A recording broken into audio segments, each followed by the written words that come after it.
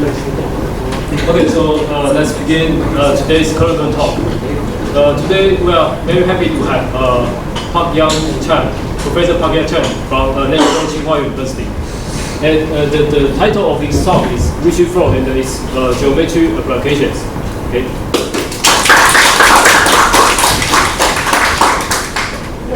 Thanks for the Chen for the introductions. I feel so honored to give a talk at this colloquium, and thanks all of you for coming, and thanks for the Chen for organizing the colloquium as well as inviting me. Can you use the microphone? Oops.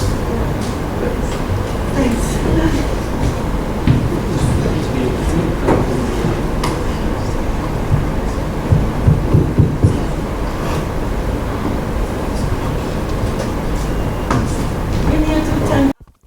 Is it better? How to use this? Okay.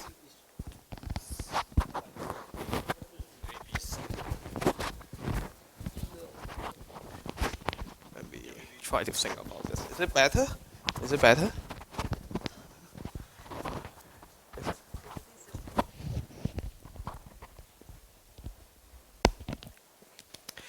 Thanks for your help.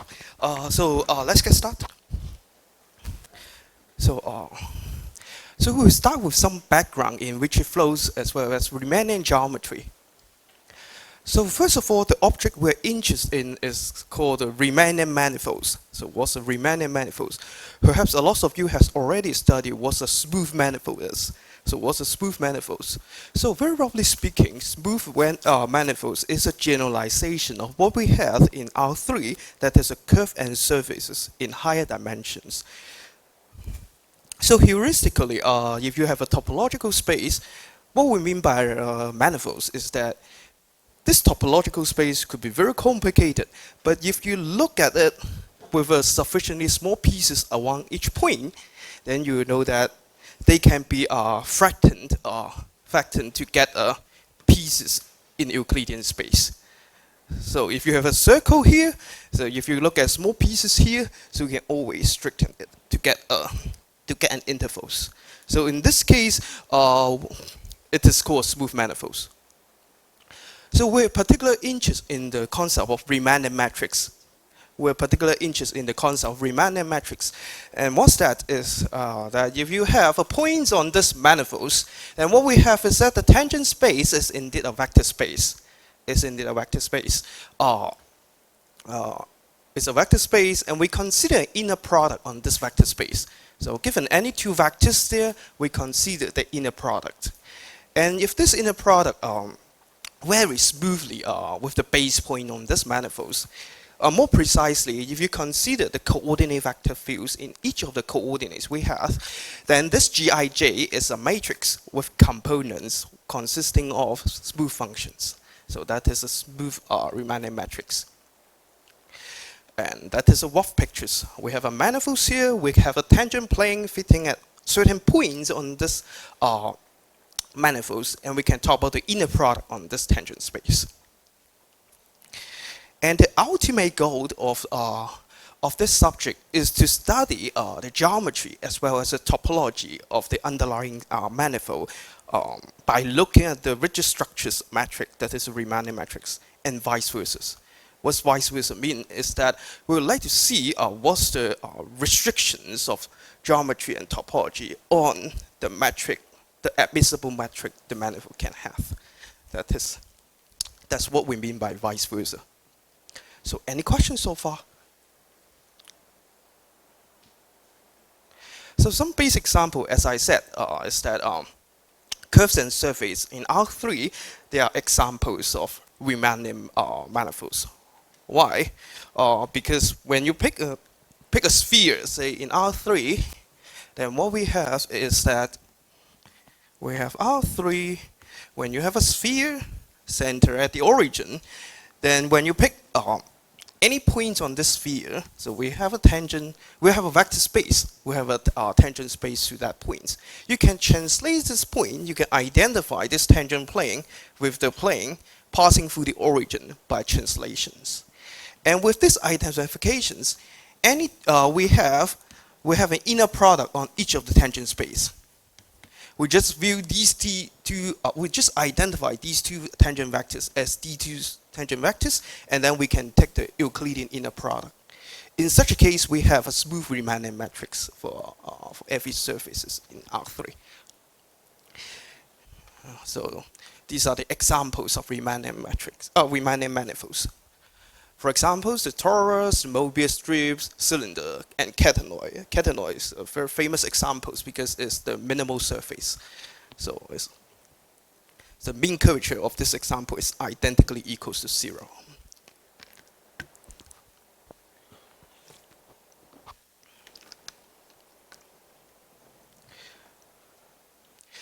Now in high dimension, we have several trivial examples. First of all is the Euclidean examples. So the Euclidean space Rn, you take Cartesian product of R for n times and take the standard inner products. So the standard inner product is two vectors, A dot B is just summation I from 1 to n AI times BI, where AI and BI are the components of the vectors. This is a standard inner products on Rn. And that is the pictures. And we also have spheres. So whenever we have a Rn plus 1, we can consider those points which have a constant distance from the origin. And this gives you the spheres. And it is a smooth Riemannian manifolds. And in a similar spirit, it can be, there's an induced metric from the Euclidean space on the sphere. So it is still a Riemannian manifolds in higher dimensions. The next one is the hyperbolic space, which is less trivial. Topologically, it is the open disk in Rn. So it consists of those points in Rn which has a distance, the Euclidean system from the origin less than 1. But the metric is no longer Euclidean. It is Euclidean together with some functions. And you can see when we have x1, that is a distance from the origin, very, very close to 1, then this factor becomes very, very large. And that is this conformal factor or this function making this metric completely different from the Euclidean space. And that is the picture for hyperbolic space. And that is the open disk. And these are the triangles. These are the triangles on the hyperbolic space Hn. So these are the straight line, that is so-called geodesics in the Riemannian geometries. They consist of the straight line through the origin as well as those circles which pass through the boundary of this Hn orthogonally in terms of Euclidean matrix. So any questions so far? What's the meaning of the scalar 4? It makes the curvature. The scaling factor here is not important. The scaling factor 4 here makes the curvature identically equals to -1. So if you replace by 8, then the curvature becomes a different constant. So if you multiply it by a different positive constant, then you get a space of different curvatures. Yeah, that's a very great question.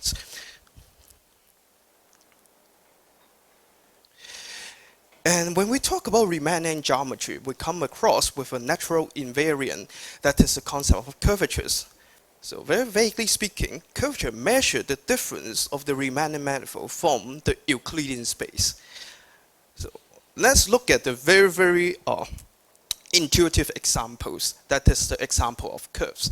So let's suppose you have two curves in the Euclidean space of same length, curve 1 and curve 2. How are you going to measure the curvature of these two curves? So you can look at the vibrations of the normal vectors along these two curves. So you look at the normal vectors in each of the curves. Right? And you look at the variation of this normal vectors. So how to do that? You just translate each of the normal vectors to a unit circle of the same center and look at the size of the image. So you translate each vector to a unit circle, to see the size of the image. So if you look at the first case, basically a straight line and the normal vector doesn't change if you're in the 2D case. If you're in the 2D case, then the normal vectors is a constant, so the image consists of only one point. So in the second case, you see that it occupy certain region in the unit circle. So in other words, we have a bigger set in the unit circle in the curve 2, so the second curve is more curved. In a intuitive sense.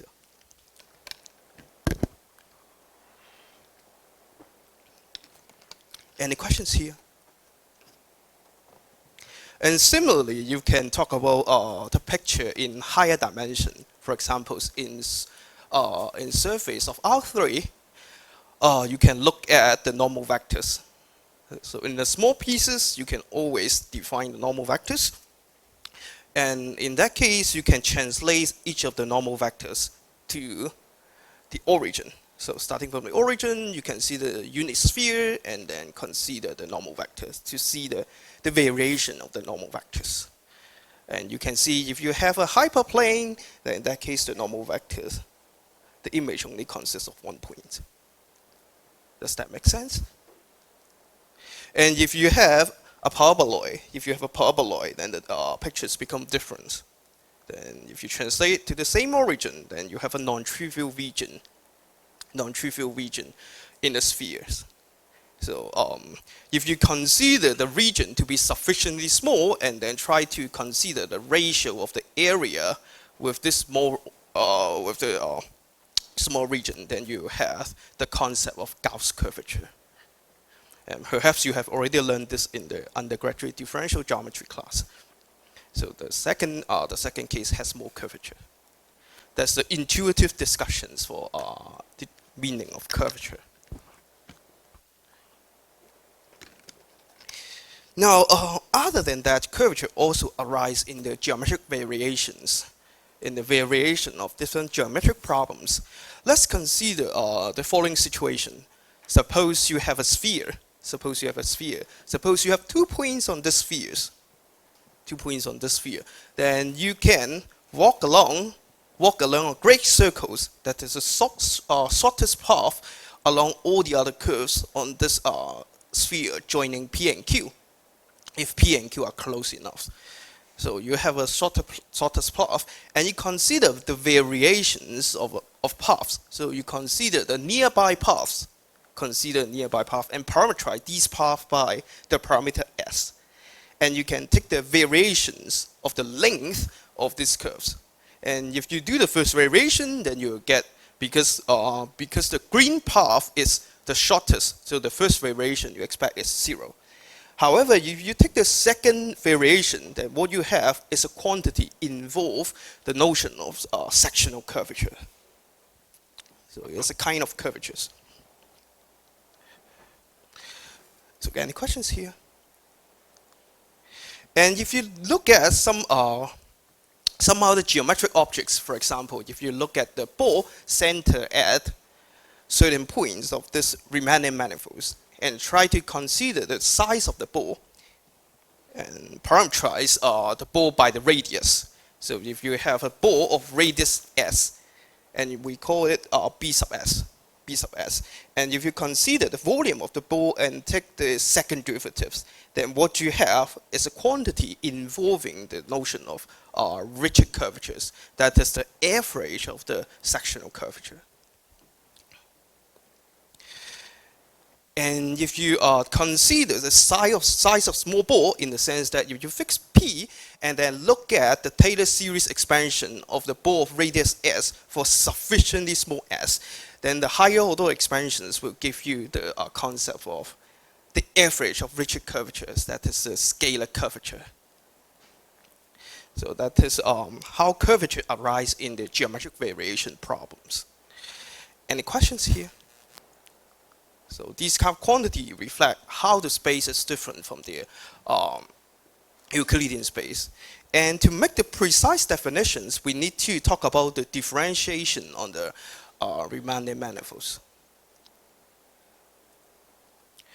So let's suppose we have a smooth manifolds together with a Riemannian matrix. Then what a Riemannian connection is an operator operating on two vector fields, and the outcome is again a vector field. So it's a differentiation of one vector field in the direction of the second vector field. So in terms of local coordinates, it can be expressed in terms of Christoffel symbols. So we know that if you differentiate a vector field in terms of another vector field, then it is again a vector field.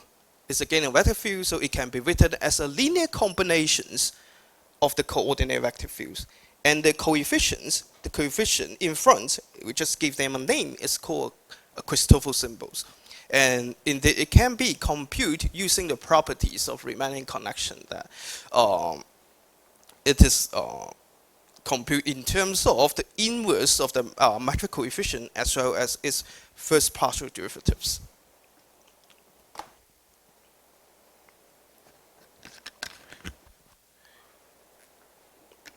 Here we implicitly requiring the Riemannian connection to have certain compatibility condition with the metric in order to get this formula.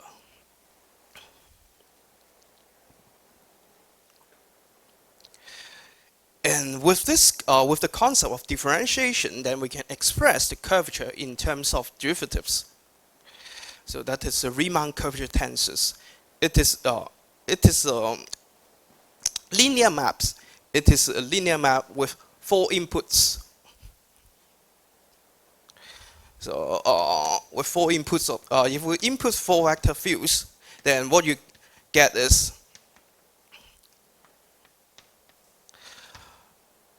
the real numbers. So if you fix a point on this Riemannian manifolds, then what you have is multilinear maps.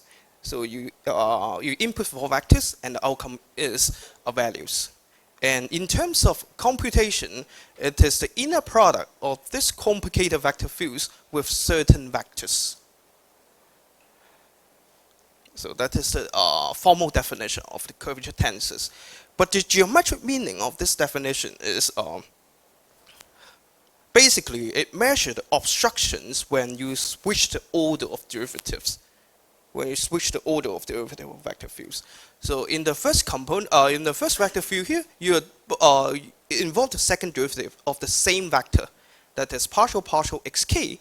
But the difference is that it is a difference, but the difference is the order of the derivative of the same 2 vectors.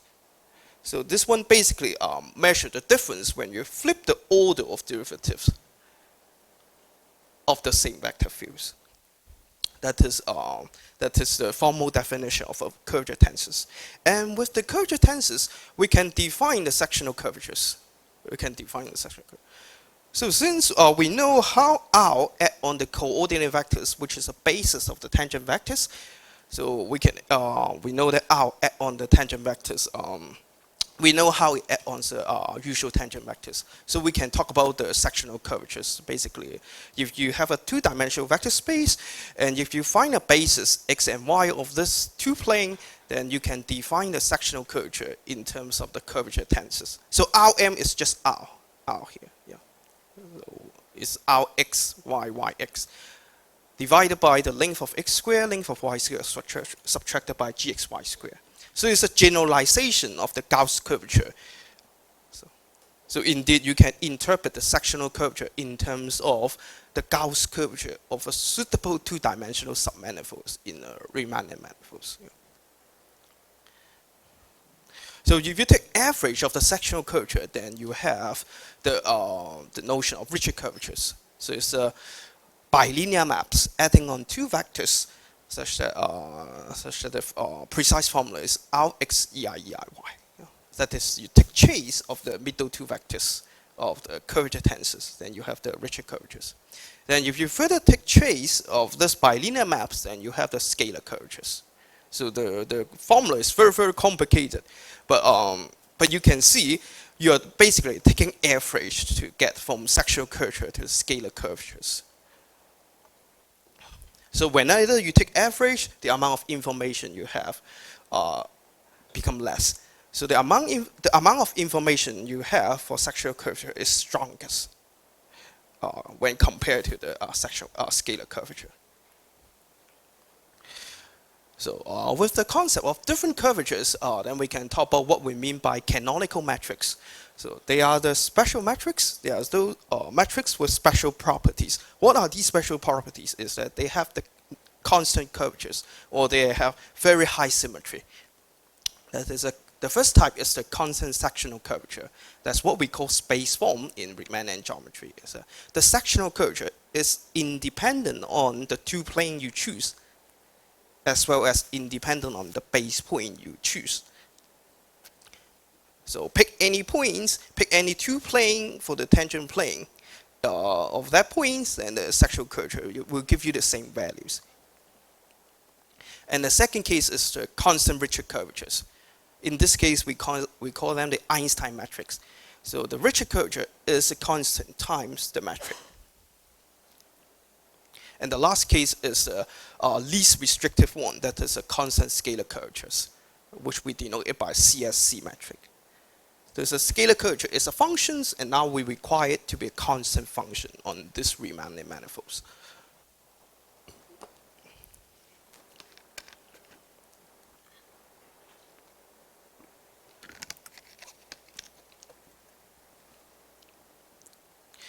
And now we can also, other than consider those constant curvature, we can also consider a metric with curvature up bound, lower bound.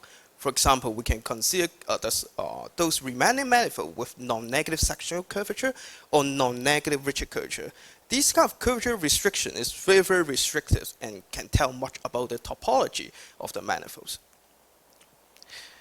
And even though these curvatures are local in nature, they are computed in terms of the derivative of the matrix. All this local information can glue together to tell you a global topological obstructions on the manifolds.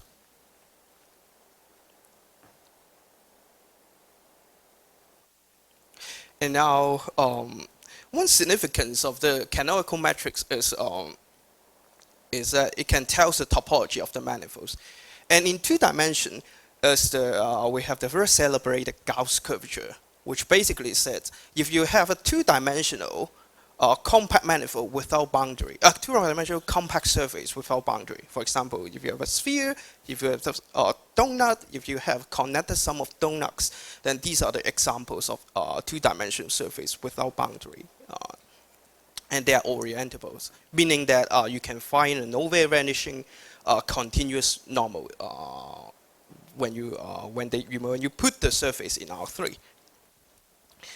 And in this case, we know that the total Gauss curvature, so if you integrate the Gauss curvature on the whole manifolds, then what you have is that you have something topological. It's something independent metric in this 2 pi times the Euler characteristics.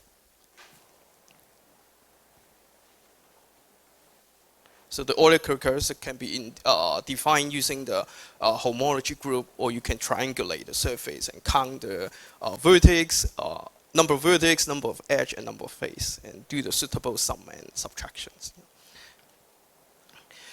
And you can see that the metric can tell you the topological informations. And in particular, you see if you have a constant curvature of positive metrics, if you have you have a metric of constant positive curvature, then the Euler characteristic must be positive. And in that case, you have a sphere. And if you have a metric of zero curvature, then you have the left-hand side is 0, so you know that the Euler characteristic for this 2-dimensional surface is just 0, so it's in the torus. And if you have negative curvatures, then you have the connected sum of torus. So any questions here? So in higher dimensions, we have even more. Is that if you have a complete Riemannian manifolds, complete means it's the same as the complete metric space in here. A complete Riemannian manifold with constant sectional curvature K, then M is isometric to a quotient. So in particular, it's a topological quotient of the 3 model space we mentioned at the beginning of the talk. That is the Euclidean space, the sphere, and the hyperbolic space. So from this, we know that the constant curvature matrix can help you to determine the underlying space. That's the information that I would like to point out. So any questions here?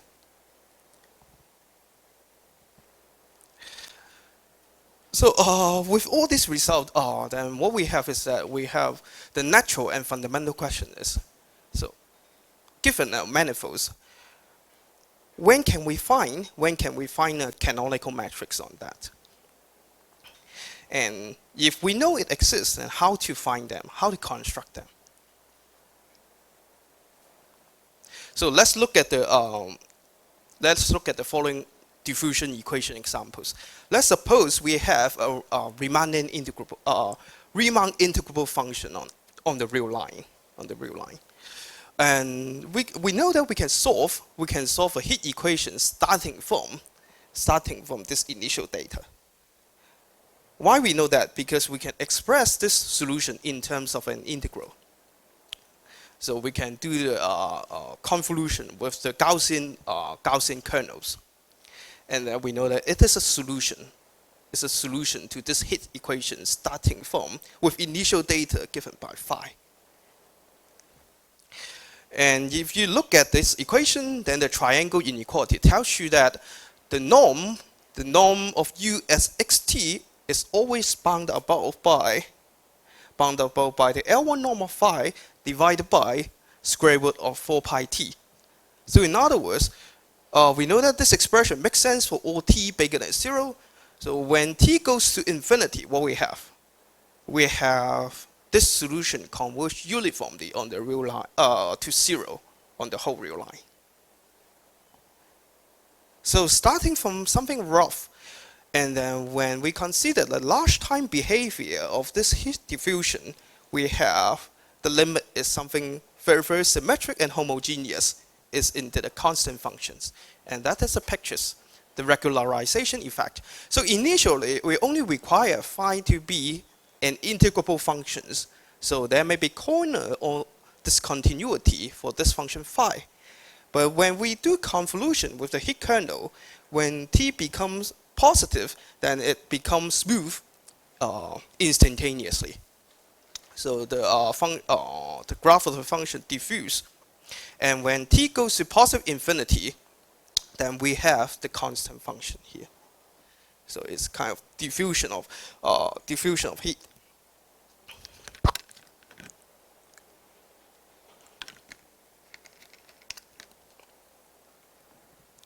So the limit at t equals to infinity is more symmetric. So we have more symmetry for this constant function. Knowing the values of the function at a point determine the function at other points. That's the properties of the constant functions.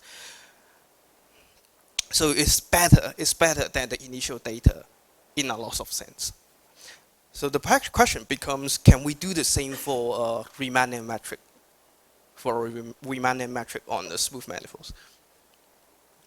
And that is the concept of Ricci flow, which was introduced by Hamilton in the 80s.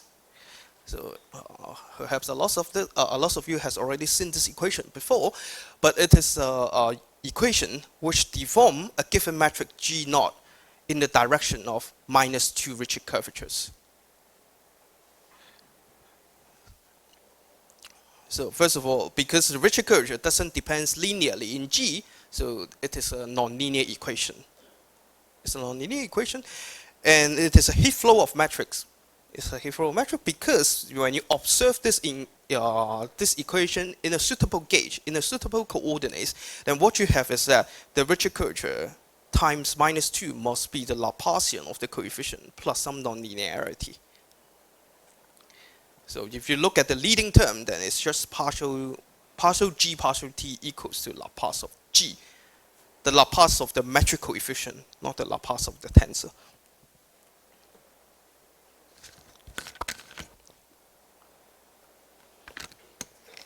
So it is generalization of the heat flow. That is the pictures for the Ricci flow in 2 dimensions. So that if you have something not quite symmetric, just like a servo ball, which you connected just like three balls, and you connect them with some three necks, with two three necks. Then what you have is the surface, and the net region expand, and the ball region contract, and it will have a balancing effect. You have a balancing effect. Ultimately, it will give you something very, very much like a ball. So something non-symmetric to something more symmetric. Any questions here?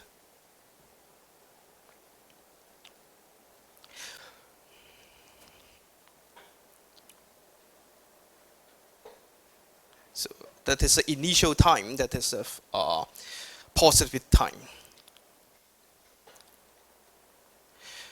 So let's look at the principle of the Ricci flow method. That is, you want to start a Ricci flow on a Riemann manifold with unknown topology.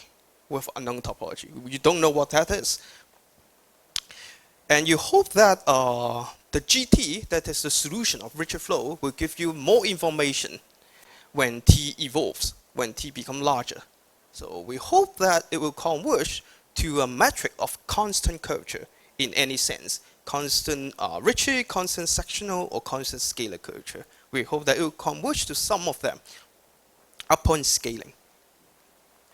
And then the uniformization of Riemann manifold can help you to determine the topology of the Riemann manifolds. And that is the principle. That is the principle of the Ricci flow method when you do topological applications. So, any questions here?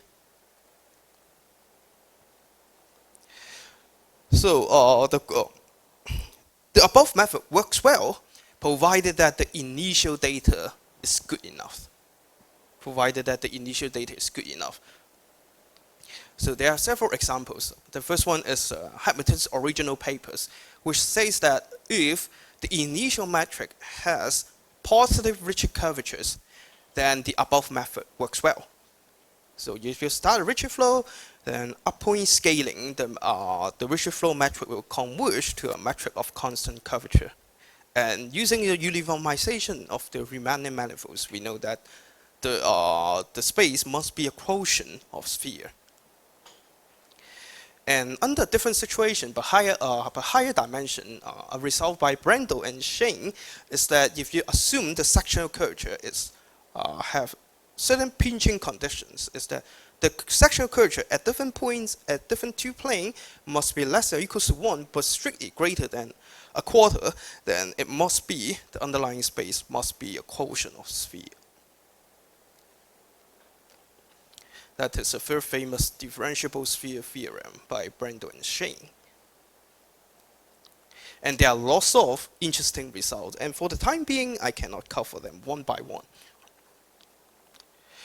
Now we know that the methods, the method for Ricci flow works well for some situation, but it doesn't work for some other situation. Life is not so simple because Ricci flow is a nonlinear flow, so there are singularities for the flow. If the initial data is not very nice, then we'll come across some very, very complicated situations. So let's suppose we have a Ricci flow on a compact manifold without boundary. In that case, we call it a closed manifold. Then there may be a finite time singularities. So when time goes on, there may be certain times instant that we can no longer flow the metric anymore. So what happened at that time is that Hamilton tells us that the curvature tensor must have norm going to infinity at certain point at certain time. That's what Hamilton tells us. So in that case, we would like to look at the singularities, that is the curvature blow up in a finer scale. What we can do? We can do rescaling of the solution.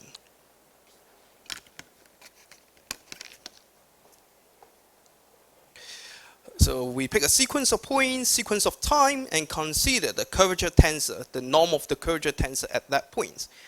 And when we scale the solution, we look at the solution near singularities. we blow it up. We look at the solution with a magnifiers, and hope that we can gather some information from there. So we do rescaling of the solutions and then take limit. Provided that the limit exists in certain sense, then they are called the singularity models. And all these singularity models are often given by the Ricci solitons. So that's why we would like to look at the concept of Ricci solitons. So any questions here? So some example of singularity is the following. If you start a Ricci flow on an almost round sphere, then what you have is that it will keep on contracting until it becomes a point. So that is the pictures. So it may not be a very symmetric sphere. It may look like a peanut. But if you evolve it with Ricci flow, then it will contract and become smaller and smaller. At a certain time, it contracts to a point. And if you do the limiting procedures we mentioned here, then what you have is that if you look at the singularity with a magnifiers, then you have a perfect S3. You have a constant curvature S3.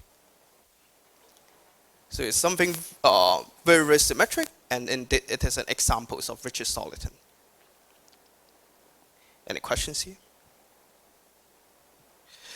And if you look at different examples, that is uneven dumbbells, like you connect two sphere with a thin neck,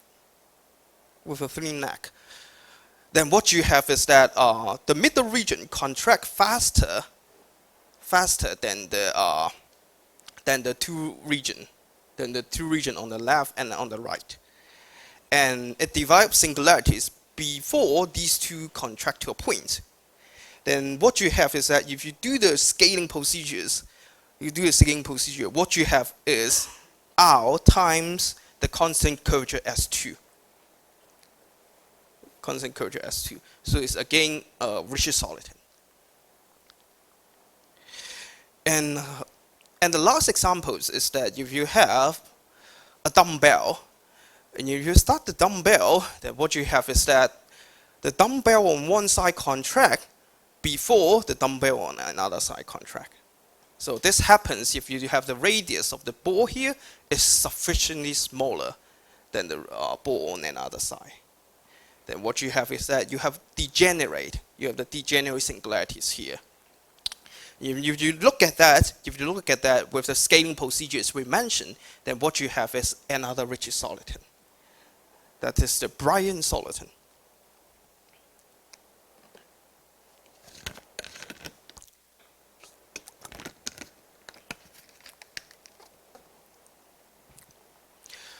So a striking result is that these are all the possible finite time singularity of Ricci flow in dimension 3. With dimension 3. And with this, Perelman managed to prove the Poincare conjecture by considering the Ricci flow with surgery. So very simple statement, but a very great result is that every simply connected compact 3 manifold without boundary must be an S3 in topological sense. So now let's go back. We know that the singularity analysis is important, and the singularities are often given by the concept of Ricci soliton, and we have to make precise about what we mean by Ricci soliton. So a Ricci soliton is a Riemannian manifold together with a smooth function such that we can find a constant. We can find constant with the following equation being satisfied. That is the Ricci curvature plus the Hessian, that is the second derivative of f, equals to a constant times the metric tensor. That is a Riemannian metric. And depending on the depending on the signs of the lambda, the gradient Ricci soliton is called shrinking if lambda is positive, and it's called steady if lambda is 0, and it's called expanding if lambda is negative. And by scaling, we can always assume that lambda is 1/2 if it is positive, and when it is negative, it is negative 1/2. And what we have is that the ball, the S3, is an example of shrinking soliton. And another singularity model that we mentioned, that is R cross S2, is also a shrinking soliton. It's also a shrinking soliton. Shrinking Ricci soliton. And another singularity model we mentioned, that is a brine soliton. It is a steady Ricci soliton.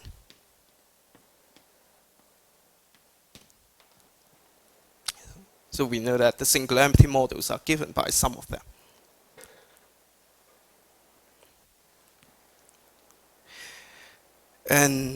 And once we are given Ricci soliton, then we can solve the following ODE. That is, phi prime must be grad f phi divided by a function of t, starting with the initial data equals to identity. In that case, we have a diffeomorphism, provided that the solution exists. Then we can consider GT to be this scaling factor pull back phi t with a static metric G, that is a soliton metric. Then it will give you a solutions. And depending on the sign of lambda, the solution will be defined on a different time interval.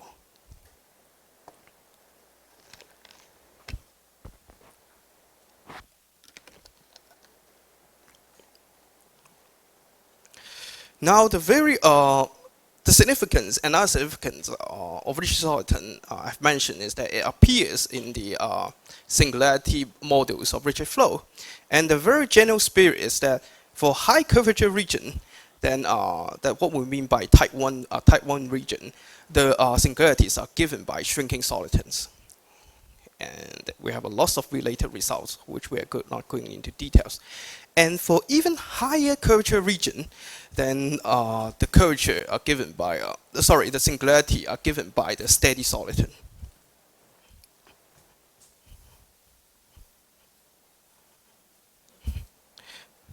So if we have singular time of a Ricci flow, T,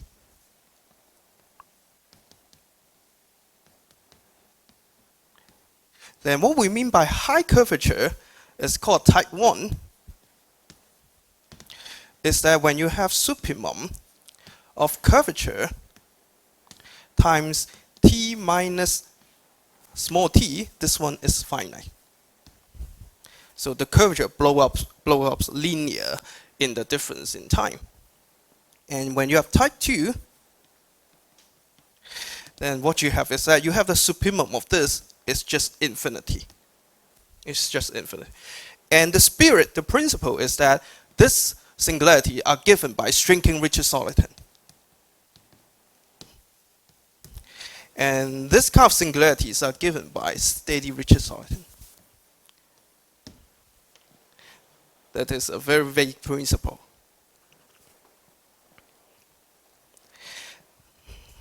So any questions here? But we need some curvature conditions in the type 2 case. And how about expanding soliton? That is the last case. So expanding soliton is more like the Ricci flow after the singularities. So it models the Ricci flow coming out from some singular space. For example, if you have a cone, then you can talk about the Ricci flow coming out of a cone. So when you have a Riemannian manifold with singularities, that is a cone, then you can try to smooth out this cone with expanding Ricci solitons.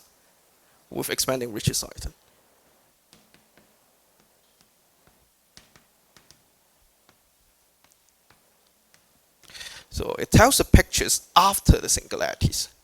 So combining shrinking, steady, and expanding, one hopes to study the Ricci flow through the singularities.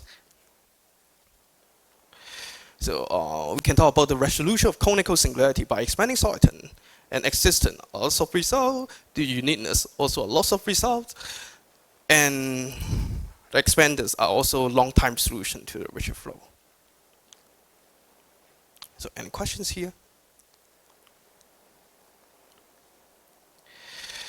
And another significance of Ricci solidity is that it is generalization of Einstein metric. So what we mean by Einstein metrics? They are the metric with constant Ricci curvatures. And when we can talk about the weighted curvatures, just like what Professor Dong talked about last week. That was introduced by Bakery Emery in 80s. So it's a curvature given by Ricci plus Hessian of the functions.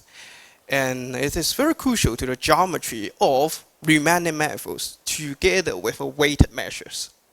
That is a measure given by E negative F times the measure from matrix. And it is compatible with the weighted Laplacian. We have the corresponding Butler formula for this weighted Laplacian. And the gradient Ricci solidity equation is just an equation for weighted space with constant weighted Ricci curvatures. So somehow if you compare these two, equations, you know that the Ricci solidity is just a generalization of the Einstein manifolds. Any questions?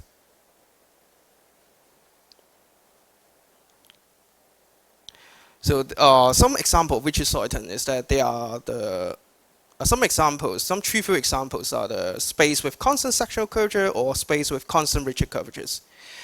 And another example is the flat metric on Rn.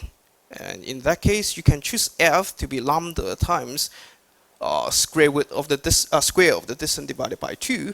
And depending on the choice of lambda, you have Ricci solidity of different types. And the first non-trivial example was due to Hamilton's in 88. It is a positively curved rotationally symmetric metric on R2. So when R goes to infinity, the boundary of the geodesic balls become bounded and converge to a certain number. So if you go far away from the base point, it becomes R cross S1. And the higher dimension of the higher dimensional analog of the cigar solidity is the brine solidity that we have mentioned. That there's a steady solidity we have just mentioned, which appears as a singularity model. It's a brine solidity. It is again rotationally symmetric, positively curved. And the same construction also gives expanding solidity, which are conical at infinity. So that is a picture of brine solidity. So the boundary of the geodesic ball doesn't have bounded diameter, unlike the two-dimensional analog.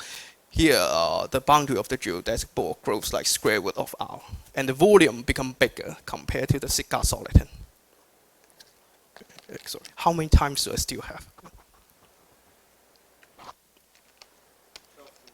Oh, good.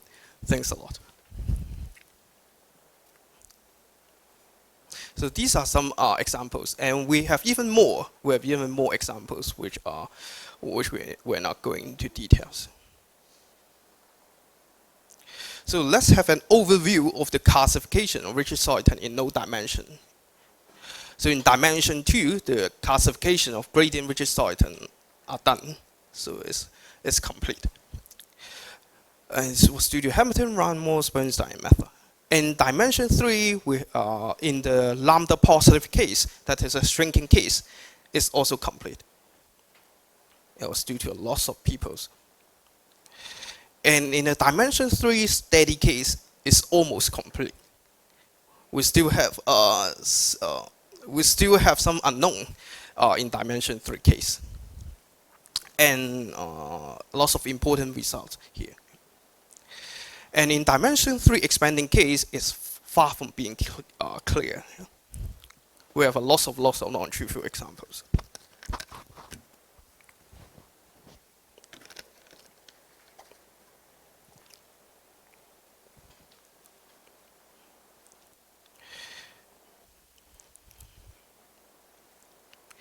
Any questions here?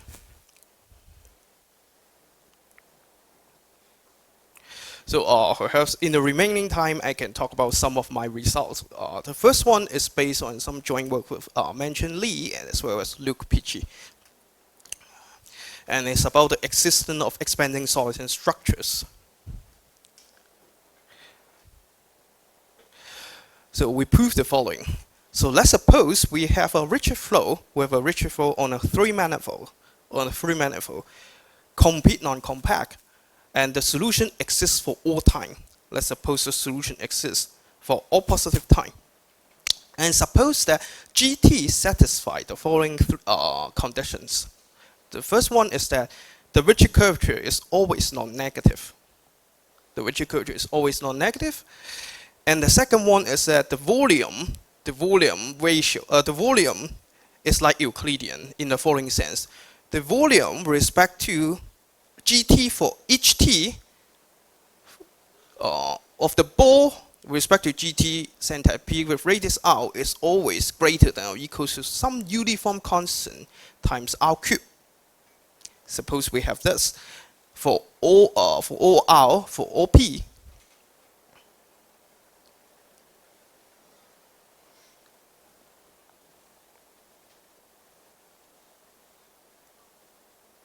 For some P would give you for all P by volume comparison.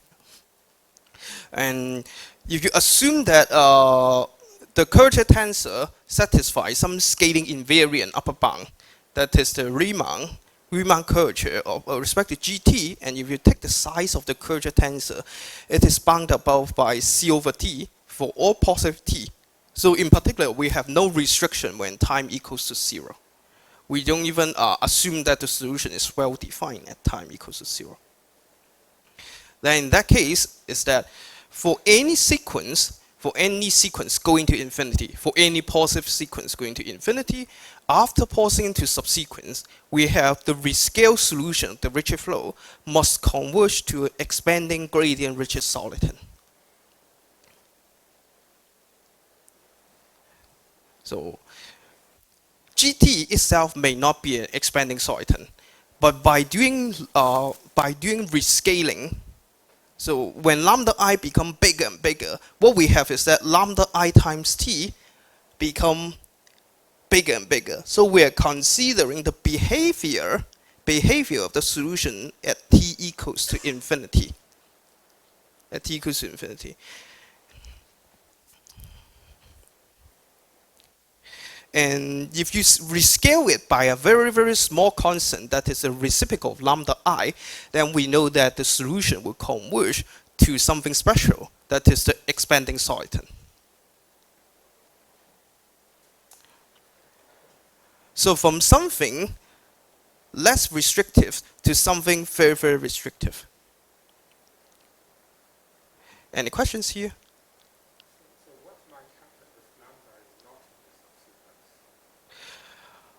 We don't know if it converges or not. We have to drop some. What we're doing is that we are doing some estimates such that we are able to do subsequential convergence. So if we don't drop some things, we don't know if it converges or not. Yeah. We're applying some compactness results here. Yeah. So it may, there's no guarantee that the solution will converge without dropping something. Yeah.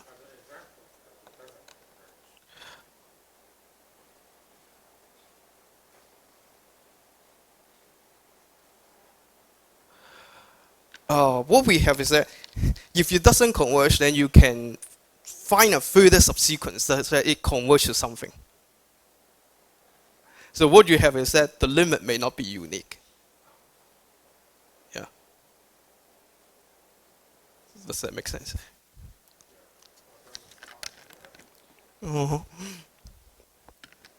But I don't have a particular concrete examples about the non-uniqueness of limit under this situation. Yeah. Any questions about the statement? So under the stronger assumptions, if you even assume the curvature operator or sectional curvature is non-negative, then the expanding soliton structure also follows from a very classical result of Chen and Zhu more than 20 years ago using the Hanna inequality of Ricci flow. The Hanna inequality basically tells you that the T times the scaling t times scale curvature is an increasing function in time. So when you take limit, when the limit exists, then it becomes a constant. Then the equality case can give you the Soretan structures. If you assume something stronger, then the expanding Soretan structure is known. So let's look at the any questions about the remark. So let's look at the idea of proof. So first of all, as we just talked about, if you have some geometric estimates, then by Hamilton compactness, by some compactness result of the solutions, you can take a subsequence such that the solution converge in smooth topology. And by the Cheeger coding theory, we know that the limiting solution, if we call the limiting solution G infinity T, then this solution originally is defined on positive time. So you have lambda I to the power -1 lambda I T. This one will converge in C infinity topology modular diffeomorphism to G infinity T. And this one is positive. That one works well when T is positive. So you have a Ricci flow solution when T bigger than 0. And by the Cheeger coding theory, we know that this solution extends weakly back to T equals to 0. And T equals to 0 is something singular. So it's something is isometric to a cone, to a metric cone. Any questions here? Now, on the cone, what you have the radial functions. So when T equals to 0, it's a cone. It's a metric cone. So on a metric cone, you have the radial function. You have the radial function from the tip of the cone. From the tip of the cone, you have the radial functions. Then you can solve a heat flow. You can solve a heat flow with limiting metric, starting from this radial function square divided by 4. And we can consider an obstruction tensor defined by Durrell, Chaussee, and Simon in 2024, and to look at this obstruction tensors. You can see that if this obstruction tensor is identically equal to 0, then we have this GT must be an expanding Soretan. If this capital T is 0, then it is an expanding Soretan. And what we have is that we show this using the maximum principle, that this is indeed 0. Together with Ricci curvature being non-negative, then the eigenvalues of this T satisfy a very nice parabolic equation in a weak sense. Then using maximum principle, then T is identically equal to 0. With this being 0, then it is just an expanding Soretan. So we solve this heat flow, plug this U to here, then we have a capital T, and with maximum principle, we have T equals to 0. Any questions here? Then applications of the previous result is that it provides alternative proof to the Hamilton log conjecture. This has been proved previously by lots of people with different methods. So the question is the following. If we have a complete 3 manifolds, if you have complete three-dimensional Riemannian manifolds, M3 G, such that if the Ricci curvatures is bigger than or equal to epsilon times some R times G, which is non-negative for some epsilon bigger than 0. So the question is it necessarily M3 is flat, which is curvature equals to 0, or M3 is compact? That is the question. And turns out that using the previous result, we can provide a simple proof. And answer is yes. If you have M3, which is a non-flat complete 3-dimensional manifolds without boundary, and if it satisfies the pinching conditions there, which is greater than or equals to epsilon times the scale curvature times g, which is non-negative, for some epsilon bigger than 0, then it must be compact. So let's see how it can be proved. Any questions about the statement? So suppose for the sake of contradictions that M is non-compact, F is not compact, then we use the result by lot on Lie and Topping. We know that there's a Ricci flow starting from this given G, which exists for all time and satisfy all the conditions in our results. All the conditions in our result. And by our result, we apply the scaling. We take any lambda I going to infinity, and we blow down this, we rescale the solutions. We rescale the solution. What we have is that it's an expanding soliton.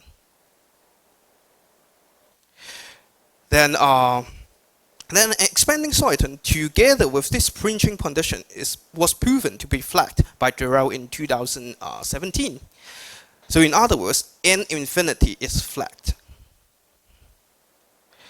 Now, a Ricci flow result says that the asymptotic volume ratio of N infinity is the same as the asymptotic volume ratio of M3.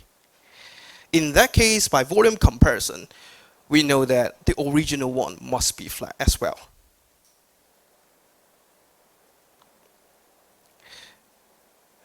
And we have a contradictions here. And that's why a 3D examples with the pinching condition must be compact. So any questions here?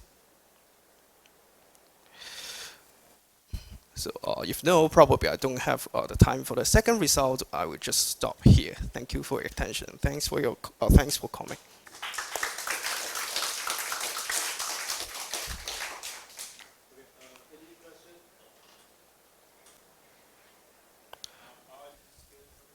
Oh, it's a scale curvature. Thanks for the great questions.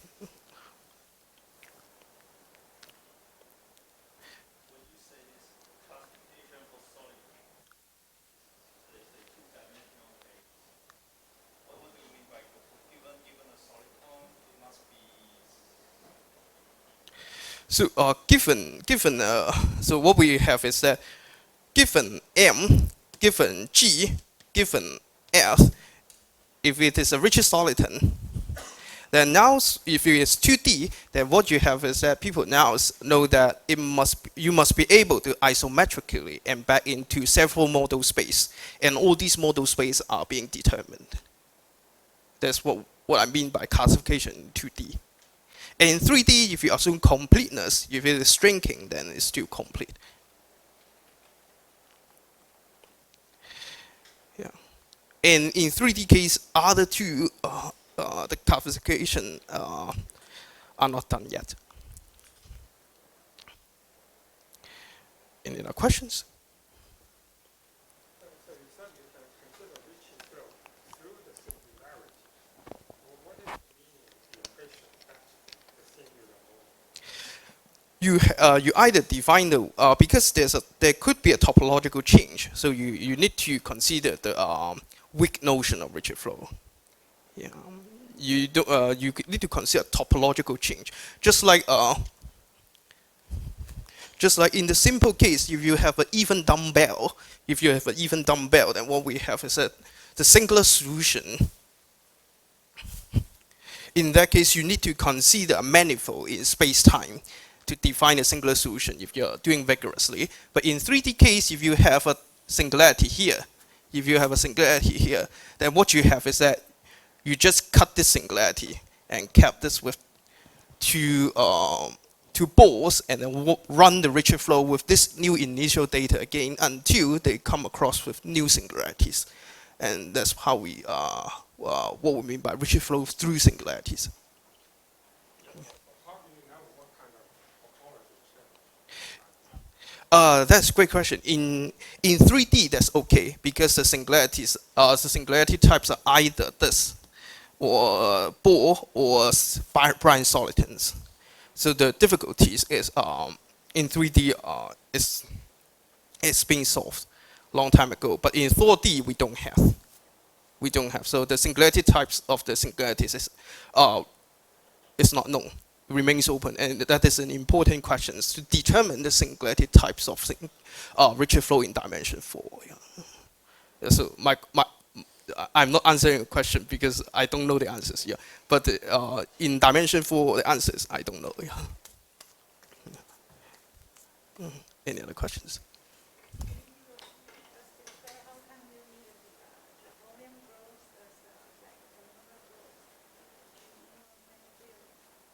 Uh,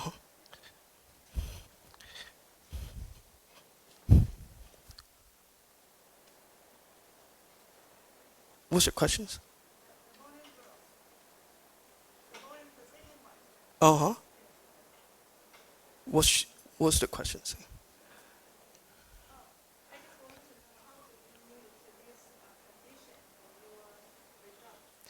Because in order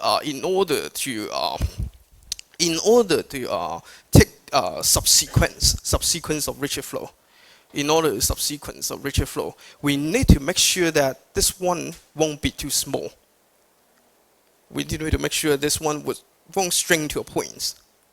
In that case, we need to guarantee that the volume has a lower bound in order to apply the Hamilton compactness.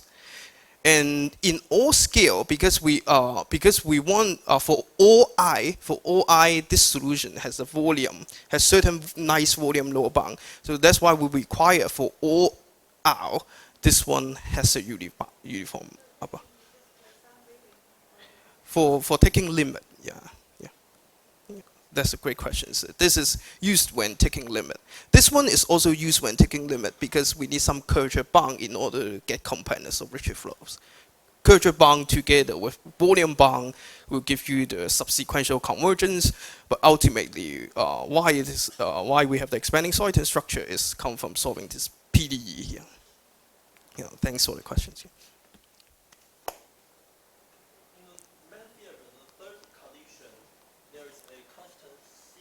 Uh-huh. Is arbitrary or a constant? A constant, independent on point and independent on time. Independent on the x as well as independent on time. Yeah. It's a constant. It's assumed to be true for all time and for all points. Yeah. Yeah. It's okay.